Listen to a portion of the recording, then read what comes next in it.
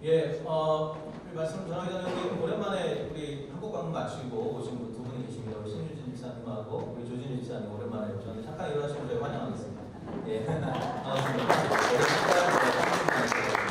예, 감사합니다. 잘 오셨습니다. 예.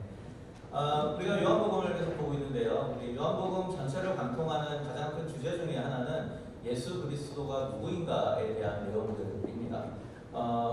이것을 우리 신학에서는 기독론이라고 보통 부르죠. 예수님이 누구이고 무슨 사역을 하고 하나님과 어떤 관계가 있는지를 주로 연구하는 학문을 기독론이라고 부르는데 요한복음의 아주 중요한 주제 중에 하나가 바로 이 기독론이라고 할 수 있습니다. 예수님 자신이 하나님의 아들이라는 것이 계속해서 드러나면 드러날수록 요한복음은 그것으로 말미암아 이 유대인들과의 예수님과의 사이에 적대감이 쌓이고 쌓이는 식으로 기록이 됩니다. 그리고 그 적대감이 절정에 쌓였을 때 예수님의 십자가 사건이 일어나게 되죠. 흥미롭게도 십자가 사건 또한 무엇을 알려주니까 예수님이 하나님의 아들이신 그리스도라는 사실을 가장 결정적으로 알려주는 사건이 바로 십자가 사건입니다. 그래서 요한복음은 처음부터 끝까지 예수님이 누구신가에 대한 관점이 초점을 맞춰져 있고 그것을 통하여서 이야기가 전개되고 있습니다. 오늘 우리가 읽은 5장도 마찬가지 주제를 우리에게 전달을 합니다. 이 5장을 시작으로 해서 예수님과 유대인들 간의 적대적인 관계들이 점차 싹트게 되는 어떤 발단이라고 할 수 있는데요. 우리 언뜻 보면 오늘 본문은 그저 38년 된 병자를 고친 치유의 사건으로 이해가 될 수 있습니다. 그러나 오늘 본문을 잘 읽어보면 이 본문의 관심은 그 치유 사건 자체에 있지 않습니다. 도리어 오늘 본문의 그 강조점은 맨 뒷부분에 있습니다. 이 치유의 사건이 안식일에 일어났다는 게 있습니다. 안식일에 일어났고 안식일에 자기를 들고 걸어가라 했기 때문에 율법을 어겼다는 것이죠. 이 사건 때문에 유대인들과 예수님 사이에 논쟁이 시작이 되는 것이 본문의 초점입니다. 예수님이 굳이 안식일에 병을 고치신 이유가 있겠죠. 안식일로 대표되는 유대인들의 그 종교의 한계를 드러내고자 하시는 것이 바로 예수님의 목적이었습니다. 그것을 통하여서 안식일의 의미가 무엇인지, 예수 그리스도가 누구인지, 왜 내가 왔는지를 알려주시고자 하는 것이 예수님의 목표였습니다. 유대인들에게는 아주 그들의 금지 오ገብ처럼 떠받드는 것들이 있었습니다. 율법, 안식일을 지키는 것, 무엇은 하고 무엇은 하면 안 되는 것, 여러 가지 조항들이 있었습니다. 근데 안타깝게도 이러한 종교적인 어떤 가치들이 생명을 살리는 일에는 별로 도움이 되지 않았다는 것입니다. 그렇기 때문에 그들에게는 종교는 있고 종교의 의례는 있고 종교의 규정들은 있지만 생명은 사라져버린 죽은 종교가 되고 말았던 것이죠. 주님이 이 안식일에 병자를 고치신 것은 결국은 그런 것을 지적하는 것입니다. 생명의 능력이 너희들이 소중히 여기는 종교의식이나 종교 규례에 있는 것이 아니라 나에게 있다는 것이죠. 그리스도 자신에게 있다는 것을 보여주는 것이 본문의 전체적인 맥락입니다. 그런 점에서 이 이야기는 사실 그 당시 유대인들에게만 해당되는 이야기일 뿐만 아니라 오늘날 우리에게 주시는 하나님의 말씀이기도 합니다. 오늘날에도 종교의 외형은 있지만 정작 그 안에 생명력이 없는 교회들이 많이 있습니다. 종교적인 외형은 잘 갖추고 있지만 그 안에 생명력을 잃어버린 그리스도인들도 얼마든지 우리 주위에 있을 수 있습니다. 그렇기 때문에 오늘 본문을 우리가 나누면서 은혜를 나눌 때 이것이 그들의 이야기가 아니라 바로 나의 이야기일 수 있다는 관점으로 우리가 함께 본문을 보면서 생각을 해보는 시간이 되면 좋겠습니다. 예수님이 이제 갈릴리 지역에서 사역을 마치시고 유대 명절 기간을 맞이하여서 예루살렘 성전 부근으로 오셨습니다. 이날이 안식일이었기 때문에 많은 사람들이 기도하고 제사를 드리기 위하여서 성전을 찾고 그래서 성전 주위도 굉장히 붐비었을 것입니다. 예수님도 마찬가지로 그 무리들 틈에서 같이 성전으로 올라가다가 성전 주변에 있었던 성문 밖에 있었던 베데스다 연못에 모인 사람들에게 예수님의 눈이 집중됩니다. 오늘 본문에 보면 이 연못이 예루살렘 성문 중에 하나의 양문 곁에 있었고요. 거기에 행각이 5이 있었다라고 말합니다. 행각이라는 말은 이 큰 기둥 위에 그 포치라고 하나요? 이렇게 지붕이 쓰여진 그래서 이게 통로로 사용되던 그런 헬라 문양의 어떤 건축물이었습니다. 종종 이 구절에 상징적인 의미들을 부여하는 분들이 계십니다. 그래서 양문은 어린 양으로 오신 예수 그리스도를 의미한다고 보기도 하고 또 큰 기둥을 뜻하는 행각 5개가 구약의 모세오경을 뜻한다고 그렇게 이야기하는 분들도 많이 있습니다. 그러나 고고학의 발굴을 통해서 실제로 예루살렘 양문 곁에 베데스다 연못터가 발견이 됐고요. 거기에 큰 기둥 5개가 있었던 흔적도 발견이 되었습니다. 그렇기 때문에 이 요한이 이것을 자세하게 기록한 이유는 어떤 상징적인 의미를 부여하기 위해서라기보다는 이 사건이 실제적으로 역사적으로 일어났다라는 것을 강조하기 위한 어떤 장치로 보는 것이 훨씬 더 좋겠습니다. 어찌되었든 이 베데스다 연못에는 오늘 본문에 보니까 병자, 소경, 절뚝발이, 혈기 마른 자들이 가득 모여 있었다고 합니다. 여기 언급된 질병들, 소경, 절뚝발이, 혈기 마른 자들은 다 구약적인 관점에서 보면 하나님의 저주를 받아서 부정하게 된 사람들로 그들은 인식을 했습니다. 그러다 보니까 성전에 들어갈 자격이 없었고요. 그러다 보니까 유대 종교의 입장에서는 일종의 낙오자 같은 사람들이었습니다. 그런 사람들이 베데스다 연못에 모여 있습니다. 모인 이유는 그 연못에 얽힌 전설 때문입니다. 가끔씩 그 연못물이 동한다는 얘기는 막 끌어올리면서 기포가 생겨난다는 뜻이죠. 근데 그것을 그들은 천사가 내려왔다 이렇게 생각을 했고요. 그렇게 물이 동할 때 가장 먼저 물에 들어가는 사람은 어떤 병이든 나음을 입는다라는 어떤 그런 믿음이, 민간적인 어떤 믿음이 그들 가운데 있었습니다. 그러니까 검증되지 않은 일종의 신화에 불과하지만 환자들에게 있어서는 그것이 일종의 자기들이 붙잡을 수 있는 유일한 빛과 같은 이야기였던 것이죠. 지푸라기로도 잡는 심정으로 수많은 환자들이 그래서 이곳에 몰려들게 되었습니다. 오늘날에도 이렇게 검증되지 않은 신화에 의지하면서 살아가는 일들은 종종 있습니다. 한국은 얼마 전에 수능이 끝났는데요. 수능 때만 되면 대구의 팔공사 안에 갓바위라는 곳에 전국에서 모여든 수험생 부모들이 모여든다고 하죠. 왜 모여듭니까? 갓바위 부처의 그 갓이 학사모처럼 생겼다고 해서 그 앞에서 기도하면 당연히 수능의 점수를 잘 받고 대학에 입학한다라는 그런 어떤 신화적인 믿음이 있는 것입니다. 그래서 정말로 수많은 사람들이 몰려드는 것이죠. 이런 그런 미신적인 어떠한 신화뿐만 아니라 이 세상에는 여러 가지 신화들이 있습니다. 이렇게 하면 성공한다더라. 이렇게 하면 돈을 잘 번다더라. 이렇게 하면 자녀를 잘 양육하고 이렇게 하면 병이 낫는다더라. 하는 여러 가지 이야기들, 여러 가지 검증되지 않은 신화들이 이 세상에 많이 존재합니다. 근데 사정이 절실한 이들은 그것이 검증된 이야기인지 검증되지 않은 이야기인지 상관하지 않고 쏠리게 되는 것이죠. 그것이 지푸라기라도 잡는 심정으로 여기 쏠리고 저기 쏠리고 하게 됩니다. 문제는 그러한 신화들이 우리의 문제를 궁극적으로 해결해 주지는 못한다는 것이죠. 오늘 베데스다에 모여있던 환자들도 마찬가지 모습이었습니다. 연못이 약속하는 그 치료의 능력은 아주 제한적이었습니다. 물이 동해야 돼요. 언제 동할지 모릅니다. 정해진 시간에 동하는 게 아닙니다. 며칠 동안 안 동할 수도 있고 몇 달 동안 안 동할 수 있어요. 그래도 거기서 기다립니다. 그리고 가장 먼저 물이 동할 때 들어가는 사람만 치료를 받을 수 있다고 믿었어요. 한번 여러분 상상을 해보시죠. 수많은 병자들이 모였습니다. 물이 딱 동했습니다. 어떻게 될까요? 서로 들어가려고 다투고 싸우다가 누가 들어갔는데 누가 정말 먼저 들어갔는지 알 수 없는 상황이 벌어지게 마련입니다. 그럼에도 불구하고 그들은 필사적으로 가장 먼저 그 연못에 들어가기 위해서 모든 수단을 동원하죠. 그러나 결국 누가 먼저 들어갔는지, 그래서 정말 누가 나았는지 아무도 확인해 줄 수 없는 그런 상황인 것입니다. 그러니 시간이 갈수록 절망만 쌓이는 것이죠. 이 사람이 우리가 하나님 아닌 것에서 우리의 문제 해결을 찾을 때 우리에게 남은 것은 결국은 절망밖에 없다는 것입니다. 세상에 수많은 신화들은 이런 이야기를 합니다. 이렇게 하면 문제가 해결된다. 저렇게 하면 성공한다. 저렇게 하면 이것을 해결할 수 있다라고 이야기하지만 사실 아무것도 보장해주지 않는 것이죠. 왜냐하면 우리의 삶은 우리를 지으신 전능하신 하나님의 손 가운데 달려있을 뿐이기 때문이었습니다. 그렇기 때문에 우리의 모든 문제는 사실은 창조주 하나님 안에서만 우리의 궁극적으로 해결될 수 있다는 것이죠. 예수님이 38년 된 병자를 고쳐주신 것도 바로 이 사실을 증거하기 위해서였습니다. 이 병자는 베데스다에 모여있던 모든 병자들보다 가장 절망적인 사람이었습니다. 38년 동안 움직이지 못하고 매트에 자기의 자리에 누워있었던 사람입니다. 스스로 걸을 수도 없었고 자기를 일으켜 세워서 물에 집어넣어줄 친척이나 가족도 없었습니다.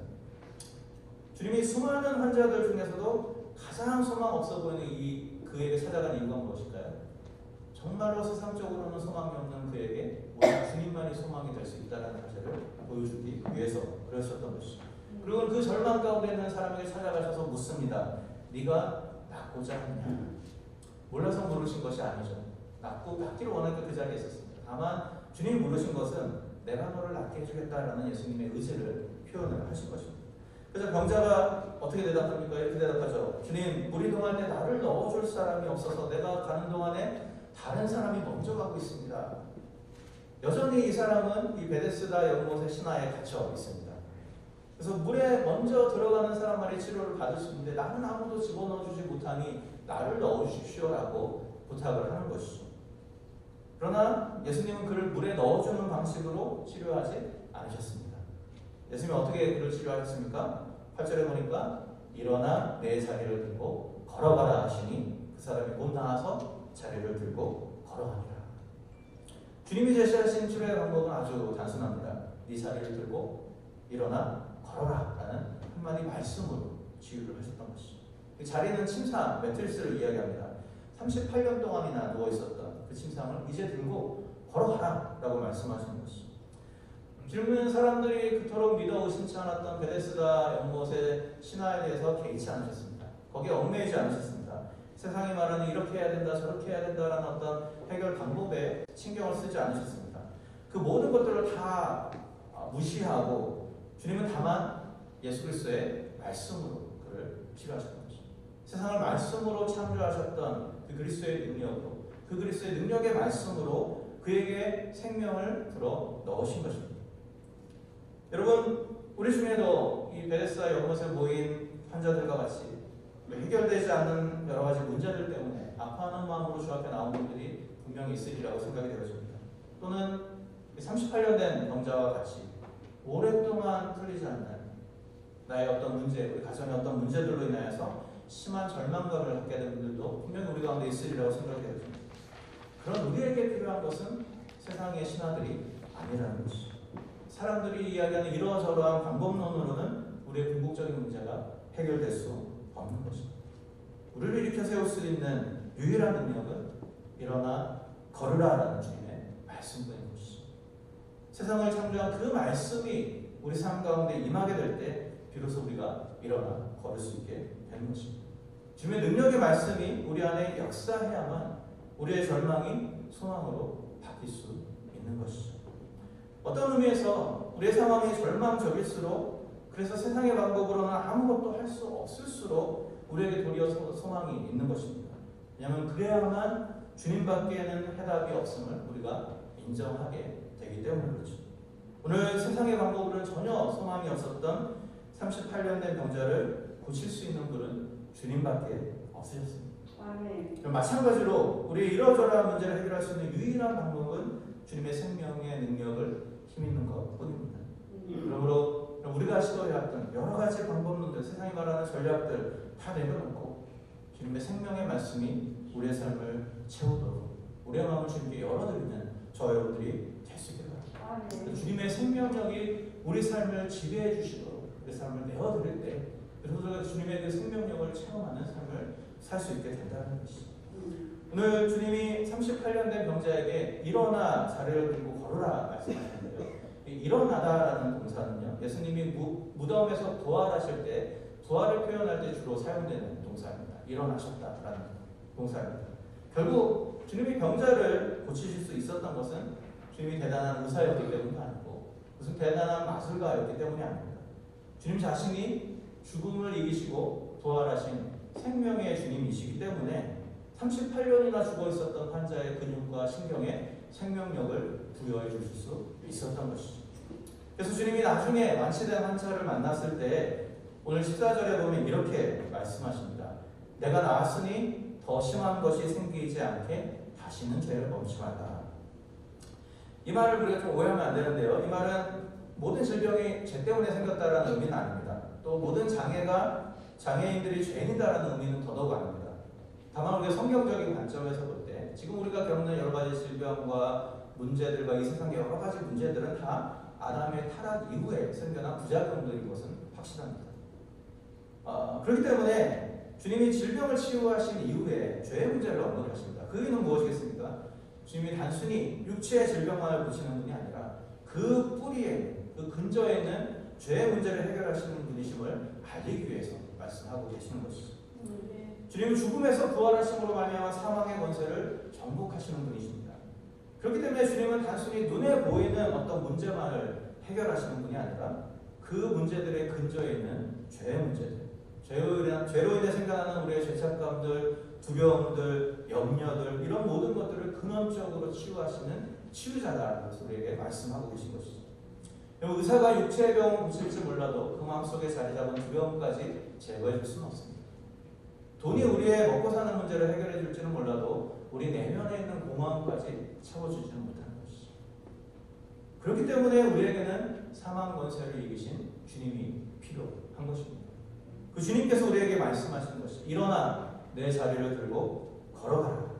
이 말씀에 믿음으로 반응하는 저와 여러분들 될 수 있기를 바랍니다. 우리의 판단, 우리의 생각, 우리의 어떤 방식들을 다 내려놓고 주님이 일어나 걸으라 라고 말씀하실 때 그 말씀을 믿음으로 받아들이고 신뢰하는 저와 여러분들 될 수 있기를 바랍니다. 그래서 우리를 사로잡고 있는 두려움, 불안, 절망의 자리를 박차고 일어나 걸을 수 있는 주님의 백성들 될 수 있기를 주님의 이름으로 부탁드립니다. 근데 오늘 본문에서 한 가지 안타까운 점을 우리가 발견하게 됩니다. 죽어가는 사람을 살린 놀라운 하나님의 역사를 보면서 믿음이 있다고 일컬어졌던 수많은 유대인들이 기뻐하고 감사하기보다는 도리어 그것을 정죄했다는 것이죠. 9절에서 10절 말씀을 보면 이렇게 말을 하죠. 그 사람이 곧 나와서 자리를 들고 걸어가니라. 이날은 안식일이니 유대인들이 병 나은 사람에게 이르되 안식일인데 네가 자리를 들고 가는 것이 옳지 아니하느냐. 그럼 38년 된 병자가 갑자기 일어나서 걸어갑니다. 누워 있었던 사람입니다. 우리 정상적인 반응은 어떤 반응을 여러분 기대하시겠습니까? 환호하겠죠. 박수치고 정말 대단하다. 하나님이 살아계시구나. 라고 기뻐하는 것이 정상적인 반응입니다. 근데 오늘 유대인들은 어떻게 반응합니까? 그 모습을 보고 도리어 분노하고 정죄합니다. 왜 그렇습니까? 안식일에 자리를 들고 걸어가는 것이 그들이 생각하는 율법에 위배되었기 때문이죠. 그들의 눈에는 38년 된 병자가 생명을 얻은 것보다 안식일 규정이 훨씬 더 중요했다는 것입니다. 그리고 예수님이 이 일을 행했음을 알자 안식일을 범한 것에 책임을 물어서 예수님을 핍박하기 시작했습니다. 하나님의 생명이 드러나야 될 종교의 자리가 도리어 생명의 역사를 가로막는 비정한 현장으로 변질돼 버린 것이죠. 유대인의 반응이 어떤 점에서 잘못되었는가를 우리가 좀 알려면 안식일의 본질에 대해서 우리가 좀 생각을 해봐야 됩니다. 예수님 당시에 많은 유대인들은 그저 안식일은 일을 하지 않는 무노동의 날로만 생각을 했습니다. 그 안식일 규정만을 생각을 했지 그 안식일의 본질적인 의미는 생각하지 못했던 한계가 있었던 것이죠. 물론 모세가 율법을 정할 때 안식일에 일하지 말라라는 규정이 분명히 그 안에 들어가 있습니다. 그러나 중요한 것은 왜 그런 명령이 주어졌는지에 대한 본질적인 그 목표와 안식일의 의미인 것이죠.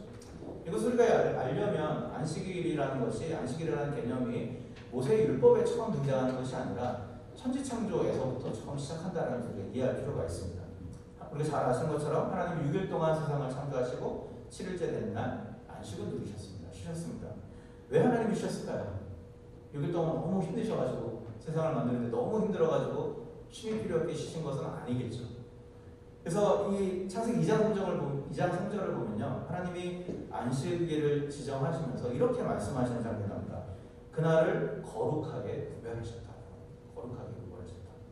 다시 말하면 주님이 6일 동안 천지 창조를 하시고 7째 날을 의도적으로 구별하셨는데 그 이유는 하나님 자신을 위해서라기보다는 인간들을 위해서 구별을 하신 것입니다.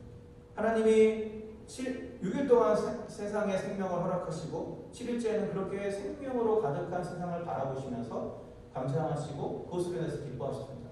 마찬가지로 하나님의 지음을 받은 우리 인간들도 6일 동안은 우리의 삶을 살아가되 7일째는 잠깐 우리의 모든 것들을 뒤로하고 만물 가운데 충만하게 임하신 하나님의 생명력을 감상하고 묵상하고 그것을 누리라라는 관점에서 하나님이 안식하신 것이죠. 그렇기 때문에 안식일의 본질은 무엇을 하면 안 되고 무엇을 하면 안 되고 하는 규정이 있는 것이 아닙니다. 하나님이 에덴 동산에서 충만하게 임하게 하셨던 그 생명력을 생각하고 그 생명력을 우리도 누리는 것이 바로 안식일의 본질이었던 것이죠. 그러나 당시 이 유대인들에게는 하나님의 생명이라는 이 안식일의 본질이 사라지고 맙니다. 그리고는 안식일에는 이것은 해도 되고 이것은 하면 안 되는 여러 가지 규정들만 남게 되었던 것이죠. 그러다 보니까 안식일에 생명이 살아나는 본질적인 일이 일어났음에도 불구하고 그것을 기뻐하기보다는 그것을 규정을 문제 삼아서 도리어 공격하게 됩니다. 그렇게 예수님을 공격하는 그 유대인들을 향해서 주님이 17절에 이렇게 말씀하십니다. 17절에 보면 예수께서 저에게 이르시되 내 아버지께서 이제까지 일하시니 나도 일한다 하시네. 굉장히 도전적인 말씀인데요. 사실 이것은 유대인들의 하나님에 대한 생각에 근거한 말씀입니다. 유대 랍비들의 전통을 읽어보면요, 그들이 하나님이 6일간의 창조를 끝냈지만 그 다음에도 하나님은 매일 창조의 사역을 하고 계신다라고 그들은 생각을 했습니다. 왜냐하면 하나님이 창조하신 창조의 질서가 그 질서대로 움직여지려면 하나님 계속해서 섭리하시고 움직여져야 한다는 것이죠. 그래서 그들은 어떻게 생각했냐면 하나님이 인간에게는 안식일을 지키도록 명령하셨지만 하나님 자신은 안식일에 매이지 않고 계속해서 일하시는 분이다라고 그들은 생각을 했던 것입니다. 예수님이 아버지께서 지금까지 일하시니 나도 일한다라는 말씀은 그런 유대인들의 전통적인 생각을 반영하는 말씀인 것이죠. 이런 뜻인 것이죠. 하나님은 그 안식일에조차도 생명을 살리는 일들을 계속해서 해오셨다는 것입니다. 이 세상이 움직이고 이 세상이 유지되도록 계속해서 이 세상에 생명을 불어넣는 일을 해오셨다는 것입니다. 마찬가지로 하나님의 아들로 온 나도 하나님처럼 안식일에 생명을 살리는 일을 중단할 이유가 없다라고 주님이 말씀하고 계시는 것입니다. 그리고 이것을 통해서 주님이 뜻하시는 주님이 말하고자 하시는 바가 무엇입니까? 율법보다 중요한 것은 하나님의 뜻이라는 것입니다. 생명을 살리는 역사라는 것이죠. 그리고 예수님 자신이 이 하나님의 뜻을 완성한 분으로 왔다라는 것을 그들에게 공개적으로 명시적으로 알리고 계시는 것입니다. 사실 이 하나님이 모세를 통해 안식일의 규례를 정하신 이유는 아담의 타락으로 인해서 에덴에서 경험하는 하나님과의 친밀한 교제가 우리 인간과 하나님 사이의 교제가 끊겼기 때문입니다. 그래서 이 안식일의 규례를 통하여서 제한적으로나마 일주일에 한 번이라도 하나님과의 만남을 가지고 그로 인해서 영적인 생명을 공급받도록 하기 위해서 만든 것이 바로 이 안식일 규례였던 것이죠. 중요한 것은 이제 안식일의 규례든 구약의 제사의 모든 규례든 그 모든 것들이 예수 그리스도를 통해서 그 모든 제한들이 사라지게 되었다는 것입니다. 그래서 그에 대해서 히브리서 10장 19절에서 20절 오늘 우리가 읽은 암송 구절인데요. 한번 주보를 보시고 암송 구절을 같이 한번 읽어보시죠. 오늘 그 부분에 대해서 히브리서 10장 19절에서 20절은 이렇게 말씀을 하고 있습니다. 우리 한 목소리 한 번 더 읽어볼까요? 시작. 그러므로 형제들아 우리가 예수의 길을 힘입어 성소에 들어갈 담력을 얻었나니 그 길은 우리를 위하여 휘장 가운데로 열어놓으신 새롭고 산 길이요 휘장은 곧 저의 육체니라. 그럼 구약의 제사장들은 성소에 임재하신 하나님을 만나기 위하여서 정결 예식을 치러야 됐고 희생 제사를 치러야 됐고 그런 여러 가지 과정을 거친 이후에야 휘장 뒤에 있는 성소로 들어갈 수 있었습니다. 근데 오늘 본문인 히브리서 말씀이 뭐라고 말합니까? 이제 자신의 육체를 희생제물로 드리신 예수 그리스도로 말미암아 우리 모두가 제사장뿐만 아니라 우리 모두가 마음껏 휘장 뒤로 들어가서 하나님과 직접 대면하여 만날 수 있다라고 말씀하고 계시는 것이죠. 왜냐하면 그리스도의 육체의 죽음으로 인해서 하나님과 우리 사이를 가로막았던 모든 휘장이 거두어졌기 때문이다. 예수님이 돌아가실 때 성전의 휘장이 위에서부터 아래로 찢어진 것이 바로 이것을 상징하는 것이죠. 그렇기 때문에 이제 우리는 그리스도를 통해서 하나님 앞으로 직접 나아가서 하나님이 주시는 생명을 마음껏 누릴 수 있는 사람들이 되었습니다. 안식일에만 그것을 누리는 것이 아니고 날마다의 삶 속에서 그리스도의 생명 가운데 살 수 있는 하나님이 주신 생명력을 부여받고 살 수 있는 자들이 된 것이죠. 그렇기 때문에 죽으시고 부활하신 그리스도 안에 있는 자들에게는 더 이상 안식일의 규례들이 의미가 없는 것입니다. 그것을 뛰어넘는 예수님이 우리 안에 있기 때문에 그렇죠. 이렇듯 우리의 신앙의 본질이라는 것은 생명이신 그리스도 한 분만을 붙잡는 것입니다. 그래서 교회 모든 사역은 그리스도의 생명이 우리 안에 드러나고 그 생명이 세상으로 흘러가기 위해서 존재하는 것이죠. 그렇기 때문에 하나님의 공동체 안에서는 이 38년 된 병자가 살아나는 것처럼 어떤 식으로든지 생명의 역사가 날마다 일어나야 정상이고 일어나는 것이 당연한 일입니다. 문제는 무엇이냐면 오늘 본문에 유대인들이 그러했던 것처럼 우리 안에 깊이 뿌리 박혀 있는 어떤 종교적인 문화들, 정서들, 어떤 선입관들이 도리어 이 생명이 살아나게 하는데 걸림이 되게 하는, 도리어 방해가 되게 하는 일들이 종종 우리 가운데 있을 수 있다는 것입니다. 오랜 신앙생활을 통해서 습득되어 있는 교회는 이러해야 된다는 생각, 예배는 이러해야 되고, 사역은 이러해야 되고, 성도는 이러해야 되고 하는 여러 가지 우리의 생각들, 우리의 고정관념들이 도리어 생명의 역사를 일으키는데 방해가 되는 경우들이 있을 수 있다는 것이죠. 오늘 본문을 제가 읽고 묵상하면서 참 많은 것들을 심각하게 고민을 해보게 되었습니다. 과연 나는 내가 가지고 있는 교회에 대한 생각이 정말 생명을 일으키는 일에 도움이 되고 있나, 아니면 생명의 역사를 방해하는 데 일조를 하고 있는가. 우리 교회 공동체, 우리 교회 공동체가 가지고 있는 여러 가지 문화와 여러 가지 조직과 이 모든 것들이 과연 생명을 살아나게 하는 데 일조하고 있는지, 아니면 도리어 생명이 살아나는 데 방해가 되고 있는지, 그런 것들을 많이 구분을 해보게 되었습니다. 제가 잘 아는 어떤 분에게 들은 이야기였습니다. 이세인 대학생 아들이 하나 있는데 어느 날 신앙이 좋던 아이였는데 갑자기 교회를 다니기 싫다고, 교회를 옮겨보겠다고 이렇게 이야기를 했어요.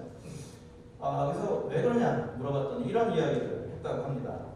유스 담당 목사님이 계시고 사모님이 계신데 그 사모님과 아주 좋은 관계를 잘 유지하고 있어요. 굉장히 친하고 굉장히 많은 것들을 도움을 받고 그런 관계가 있습니다.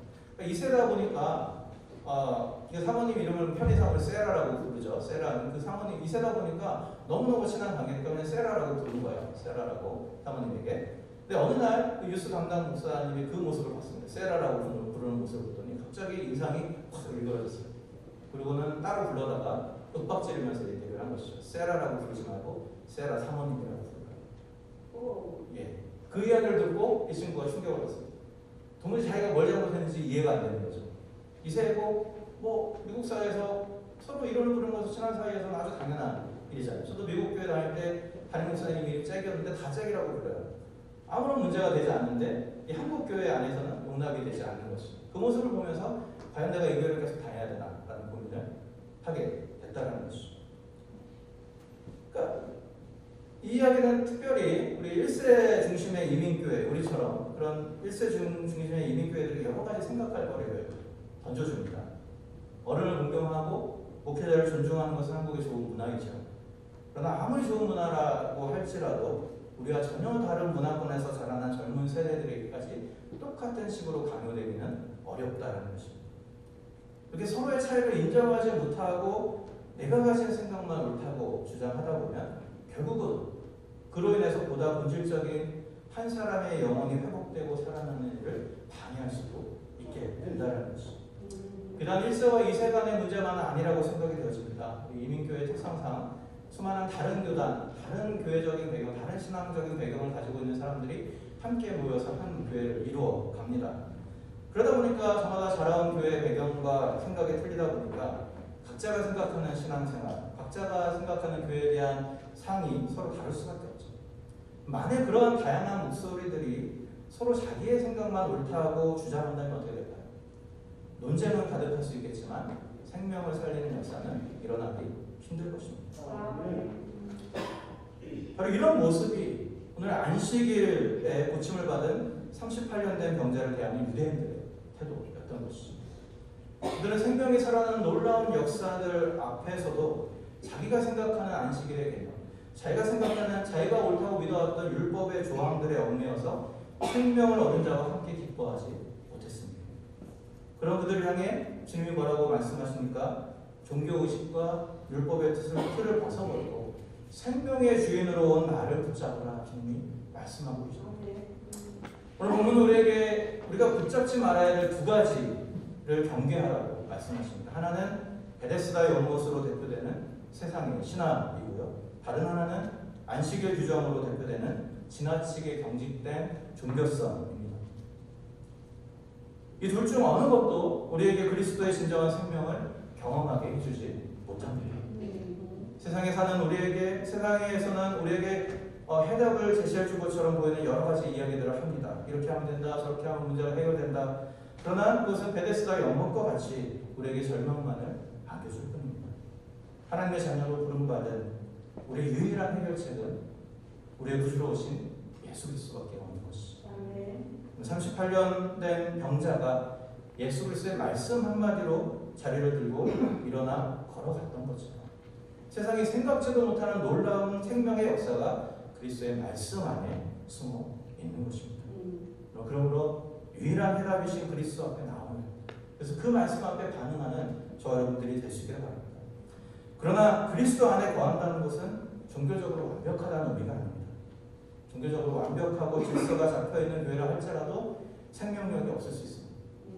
종교적으로 나무랄 데 없는 그리스도인이라 할지라도 생명력을 잃어버릴 수 있다는 것이. 그렇기 때문에 우리가 종교적인 의무를 행하는 것보다 훨씬 더 중요한 것은 내 삶 속에 그리스도의 생명의 역사가 살아 움직이는 것입니다. 여기 얼마 남지 않은 이 한 해 동안 이 중요한 본질로 돌아갈 수 있는 저와 여러분들이 될 수 있기를 바랍니다. 과연 내 삶 속에 그리스도의 생명의 역사가 일어나고 있는가? 그리스도가 일으키는 생명의 역사를 보면서 함께 기뻐하는 자리에 있는가? 아니면 나이가 가지고 있는 어떤 잘못된 가치관과 선입관 때문에 도리어 정죄하는 자리에 있지는 않을까? 이것을 우리가 함께 좀 생각해보는 한 해가 되면 좋겠습니다. 그리고 혹시 우리의 경직된 가치관, 우리의 경직된 사고들이 그런 주님의 생명을 붙잡는 일에 방해가 된다고 한다면 그것을 과감히 내려놓고 오직 본질이신 주님의 생명만을 붙잡는 저와 여러분들 되시기를 바랍니다. 어거스틴이 교회를 위해서 이렇게 기도했다고 하죠. 본질적인 일에는 일치를, 비본질적인 일에는 자유함을, 그리고 모든 일에는 사랑으로. 이 기도가 우리의 기도가 될 수 있기를 바랍니다. 생명의 근원이신 주님을 붙잡는 이 본질적인 일에는 우리가 생명을 걸고 하나 되지만, 그러나 그 외의 것에는 자유함으로, 사랑으로, 용납함으로 말합니다.